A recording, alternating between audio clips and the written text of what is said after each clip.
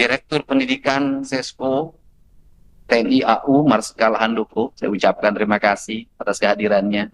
Ketua Ikatan Alumni UPI Dr. Andes Almu Umami, perasaan ini senior HM ini. Ya Kang Ami, saya dulu pernah di training sama beliau, kalau ngomongnya pelan banget. Terus kemudian Sivitas Akademika Universitas Pendidikan Indonesia, saya ucapkan terima kasih atas kehadirannya. Yang kanan, yang tengah, dan yang kiri, UPI ini deket lebih hebat daripada yang lain, saya lihat.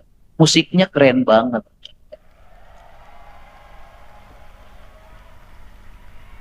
Ya, kalau saya kasih keren berarti bonus 25 juta nanti saya kasih.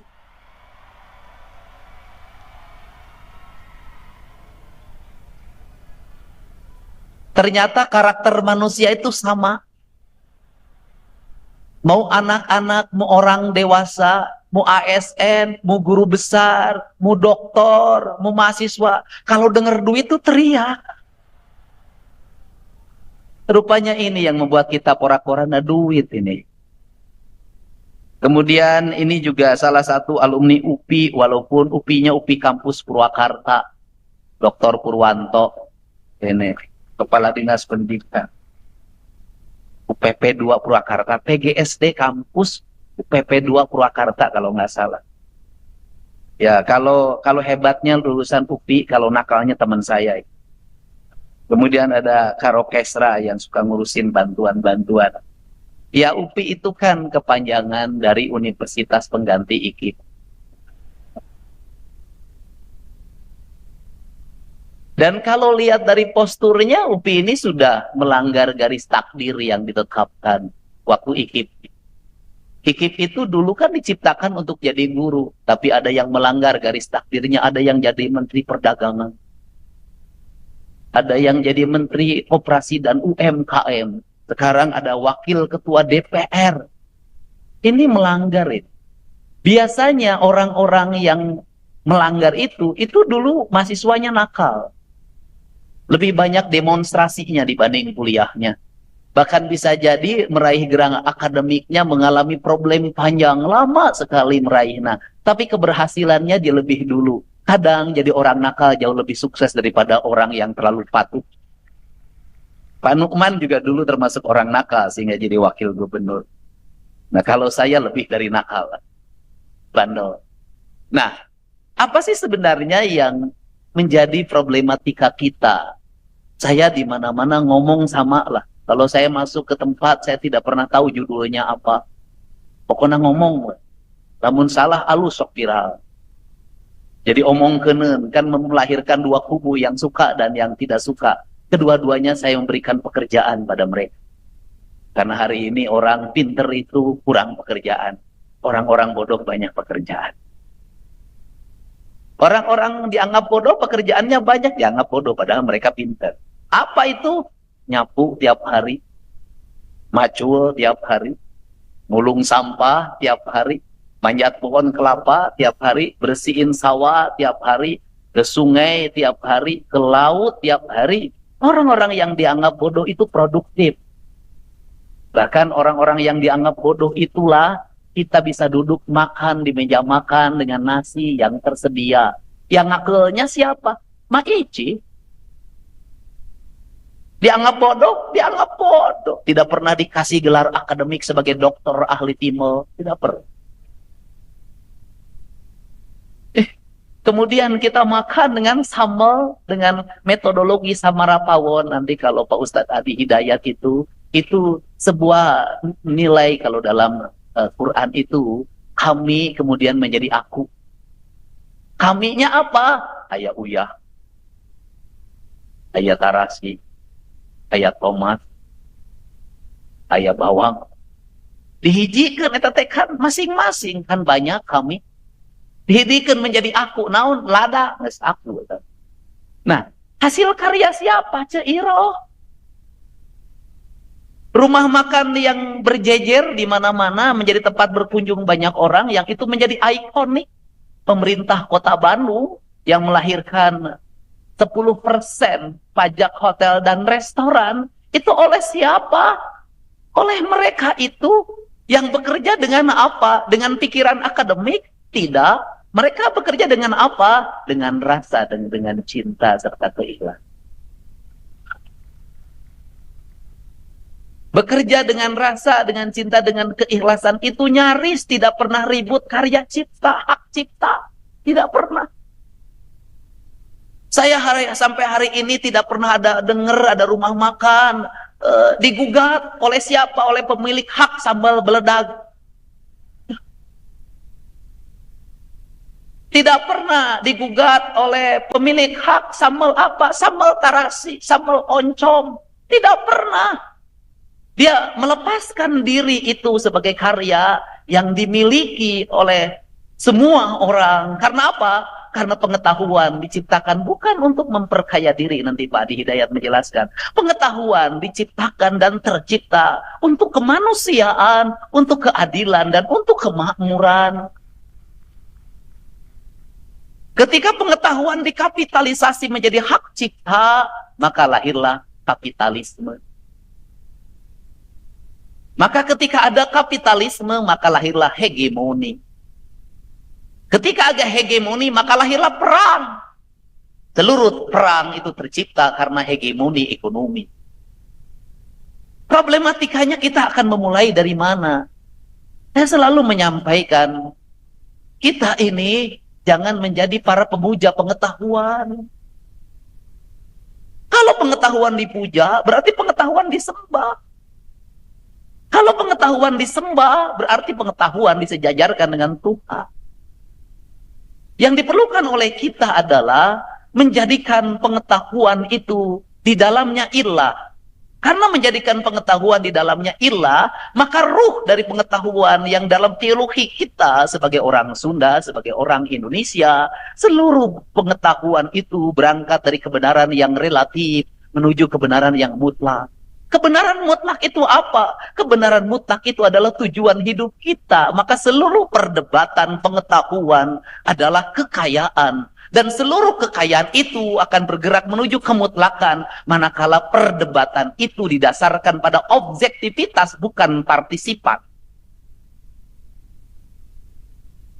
Dalam Sangyang Siksa Kandang yang diajarkan oleh leluhur Sunda, itu mengatakan bahwa civil society itu akan tercipta dengan 3 komponen variabel.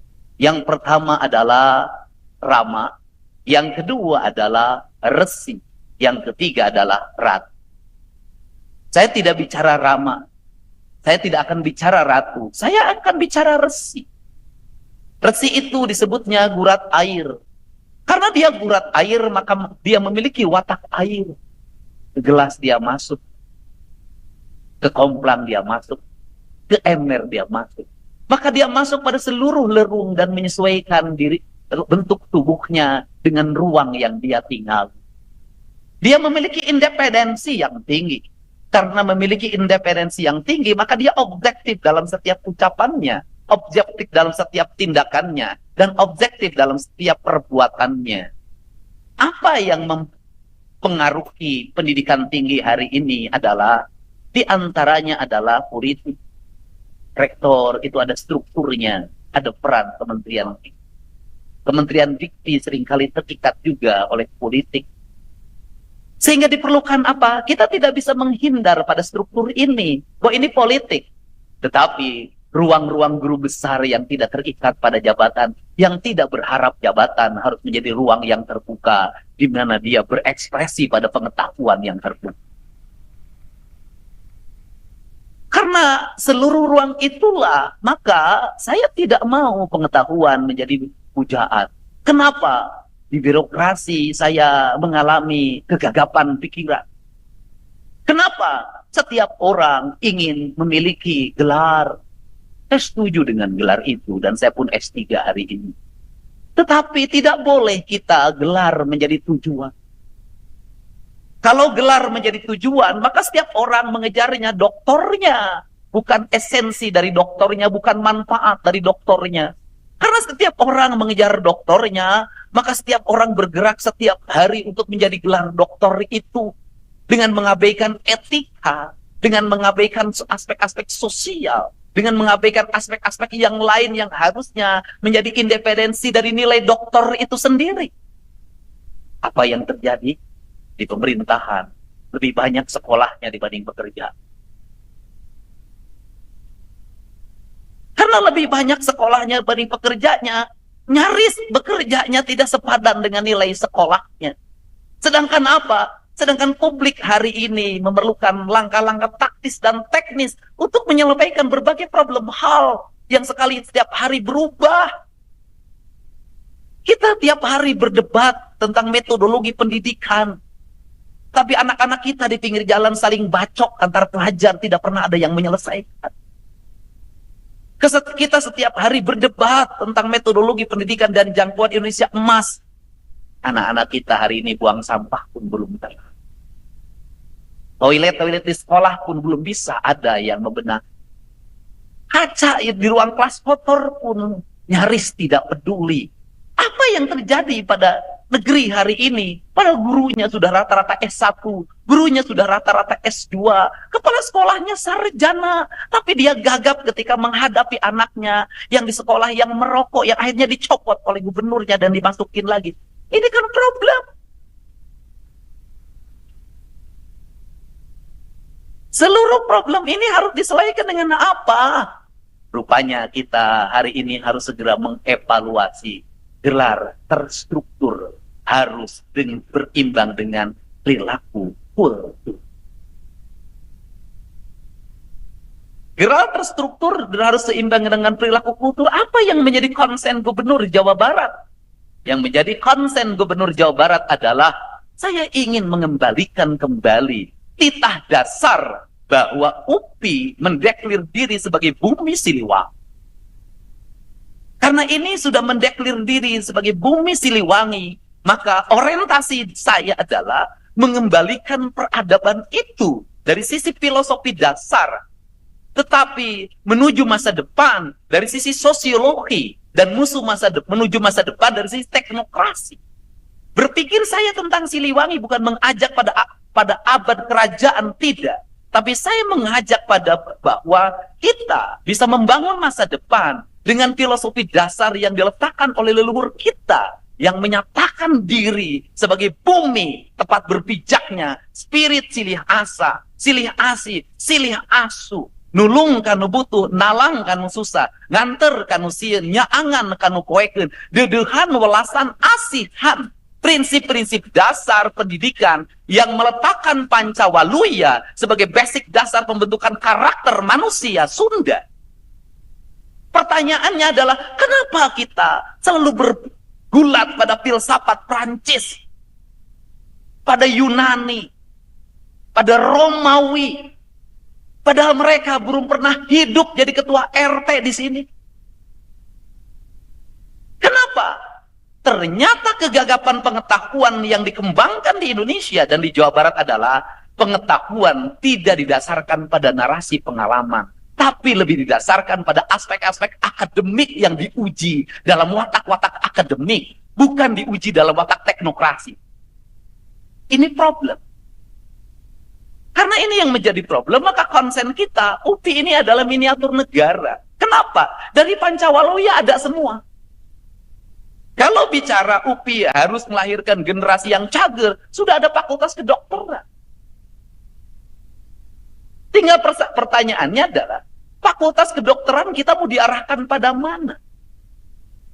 Pada berpikir pengobatan atau berpikir pencegahan? Kalau semua orang berpikir tentang kedokteran adalah pengobatan, maka kita sudah masuk pada kapitalisme, industri farmasi, industri alat kesehatan. Kalau sudah pada kapitalisme itu, ya buat apa kita mendeklir diri sebagai makhluk bertuhan ketika kita bahagia memberikan resep yang mahal pada pasien kita? Padahal si penerima pasien menderita. Kenapa? Harus menjual sebagian kekayaannya untuk mengobati dan menebus obatnya. Di mana letak ruh ketuhanan di situ? Kan kita harus mulai berpikir itu karena kita mendeklir sebagai negara Pancasila. Nah, kemudian ketika bicara bager, sudah ada Pak Dr. Adi Hidayat yang melahirkan orang-orang baru. Nu bager teh nu kumaha cenah? Nu bager teh hiji anu bi Gusti ka Allah Subhanahu wa taala, nu katilu nu nyaah ka sasama hirup, nu kaopat nu ngajaga jeung ngariksa alamna, henteu nambang terus-terusan, teu nuar tangkal terus-terusan, teu nguruk terus-terusan. Kemudian bener, ya sudah. Ada panduannya, UPI nilai syar'inya tinggi, ya sudah. Kemudian pinter, ya ada fakultas sains, ada matematika, ada fisika. Itu ukuran kepinteran akademik. Karena kepinteran itu adalah intellectual quotient, kemampuan dia membaca, bermatematika. Tetapi pendidikan kita tidak mengajarkan intelektual menjadi emosional, menjadi spiritual. Sehingga ukuran akademik ketika anak naik kelas adalah 4 tambah 4, 8. Bukan pertanyaannya adalah, kamu dibekelin uang berapa dari orang tuanya? 10.000 itu jadi apa? Dibelikan apa yang dilakukan hari ini? Makanan apa yang dimakan? Makanan apa yang dimakan? Unsurnya apa saja? Lemaknya berapa? Kadar minyaknya berapa? Kalorinya berapa? Nutrisinya berapa? Gizinya berapa? Sekolah tidak menjadikan lab itu sebagai bahan analitik. Sehingga kamu itu diperlukan ini. Kemudian yang berikutnya, dan siapa yang dijajani oleh kamu? Asalnya dari mana? Jenis jualannya apa? Berapa untungnya? Sisanya berapa untuk investasi masa depan? Pendidikan kita tidak mengajarkan pada keparipurnaan manusia. Lebih pada gelar-gelar akademik itu saja. Sehingga orang pintar lebih banyak daripada orang singer. Nah, yang terakhir adalah singer. Siapa singer? Yaitu orang-orang yang bekerja keras. Nah, kalau sudah seperti ini, apa tawaran saya pada UPI yang khusus Fakultas Pendidikan misalnya? Tawaran saya ada, Bapak mau pilih SD berapa, SMP berapa, SMA berapa, SMA berapa, dan SMK berapa, yang itu menjadi lab UPI. Saya siap menyiapkan biaya yang cukup. Bila perlu, anak-anak yang kuliah di sini, perbanyaknya ngajar di ruang kelas. Saya gratiskan kuliahnya, saya biaya hidupnya. Yang sayang juga begitu.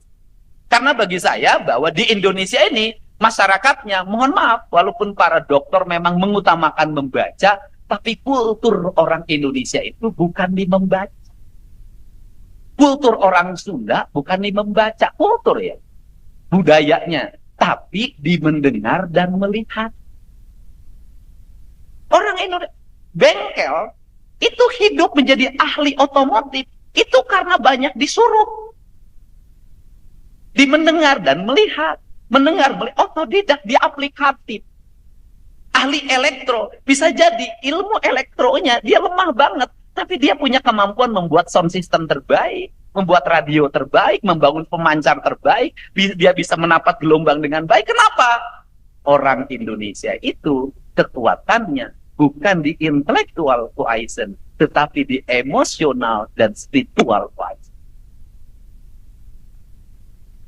Dia bisa baca sinyal. Nah, apa sih sebenarnya yang bisa menjadi keunggulan bangsa kita? Dipadukan. Bagaimana dipadukan? Membangun sintesa pendidikan pesantren itu dimasukkan dalam sistem kurikulum pendidikan di perguruan tinggi. Apa? Di pesantren diajarin tirakat, diajarin Senin Kemis, diajarin bangun malam, diajarin hormat pada guru, diajarin menggunakan rasa sebagai bentuk pesik menangkap seluruh gelombang itu. Bukankah aspek fisika itu adalah aspek gelombang? Gelombang itu kan bisa ditangkap oleh dua aspek yaitu alat yang memiliki kepekaan dalam menangkap sinyal, menangkap gelombang. Bukankah dalam diri manusia juga terpancar gelombang yang dia bisa menangkap seluruh sinyal itu? Kalau ini digabungkan, kita tidak terlalu barat oriented. Kalau kita bisa memadukan pendidikan tinggi, menyatukan antara emosional, intelektual, dan spiritual, Indonesia bisa mengalahkan negara-negara maju. Kenapa? Karena kita unggul di sini.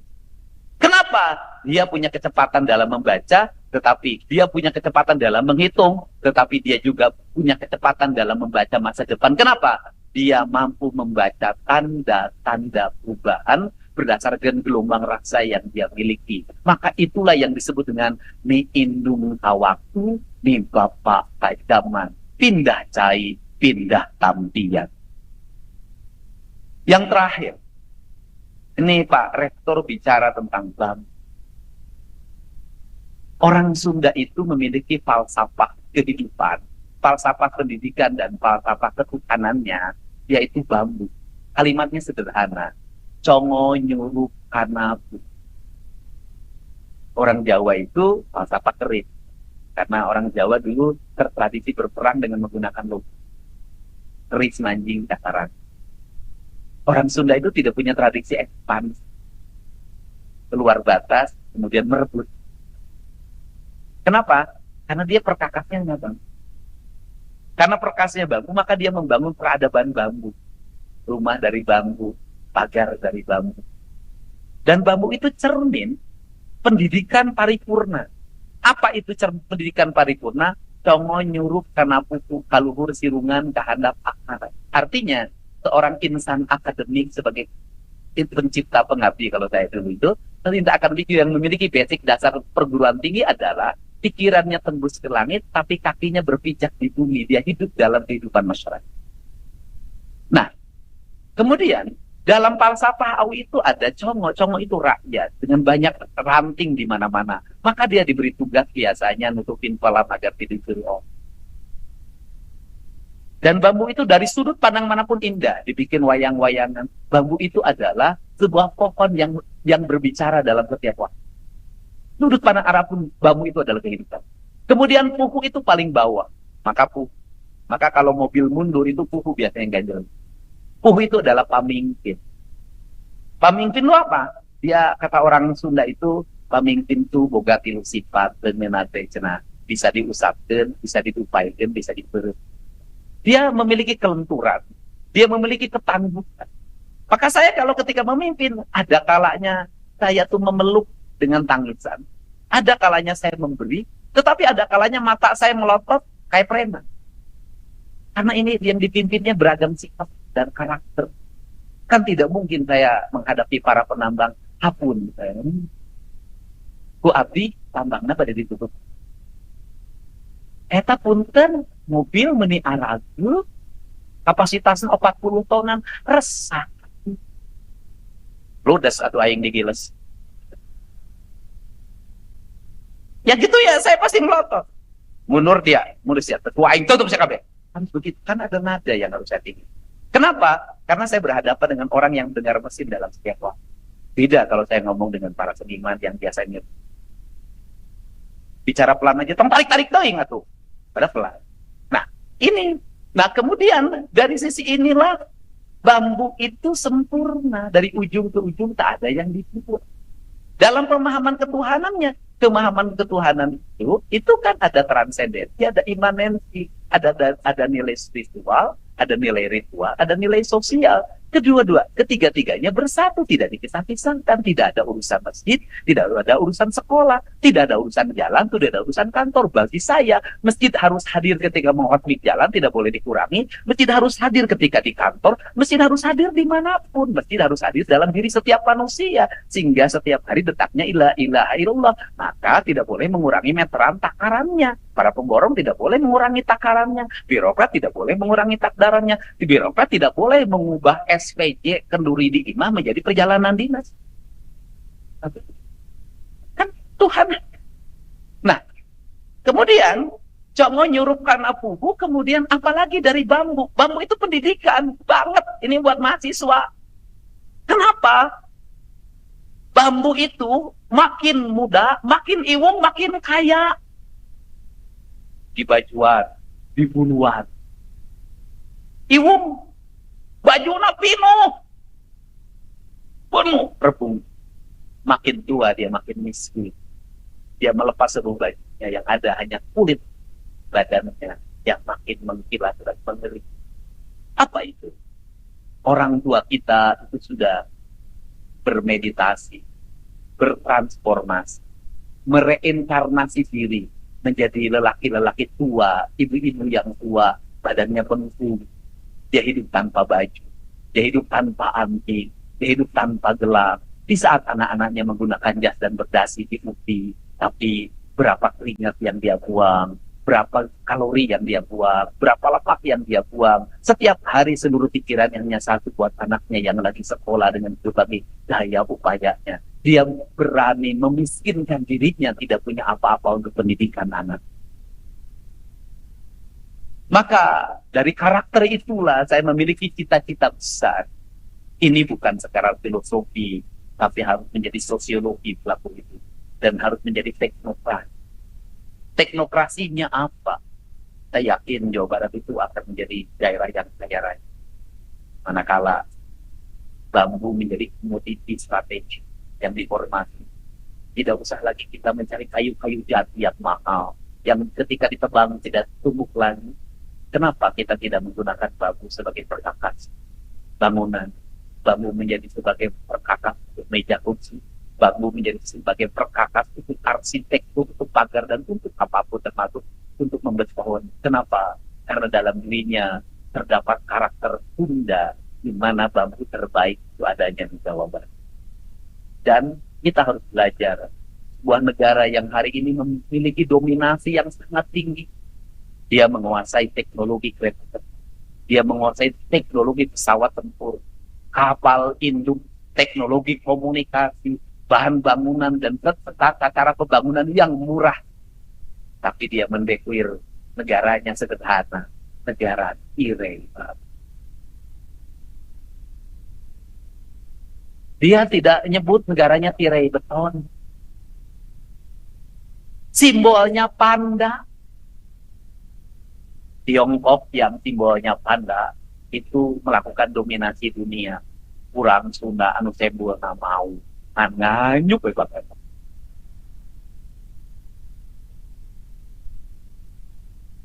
Apa yang seringkali membuat kita ini tidak maju? Kita selalu mengambil simbolnya yang terlalu ideal. Gagah, hebat.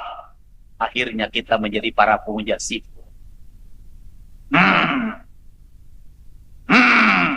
Balik ke Ima. Bapak, itu Bang Nagih.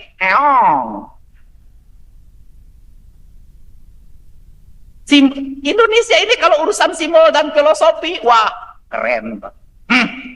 Gaya. Pang hebatna, pang sucina, pang gagahna. Kan waktu dilarapkan jadi laku lampa, jauh. Kaluhur kesirungan, tahanap ke akar. Dan agar kaluhur sirungan kehandap akaran, UPI adalah sintesa bagi Jawa Barat masa depan dan Indonesia masa depan. Kenapa? Karena sangat yakin terhadap rektornya, Guru Cile Kentel Bejit. Bisa dilihat dari tampilannya yang kuru dan perutnya yang kentel, hampir nyatu antara depan dengan belakangnya. Saya yakin di tangan Bapak ini universitas akan menjadi universitas terbesar, terdepan, termaju, terrekrutasi, dan tersoleh. Itu saja, saya ucapkan terima kasih. Karena bagi saya pidato panjang, pendek, menarik, tidak menarik sama saja. Ujungnya pasti di kita bantuan. Terima kasih. Allahumma fiq ila taufiq billahi taufiq wa hidayah. Assalamualaikum warahmatullahi wabarakatuh. Salam.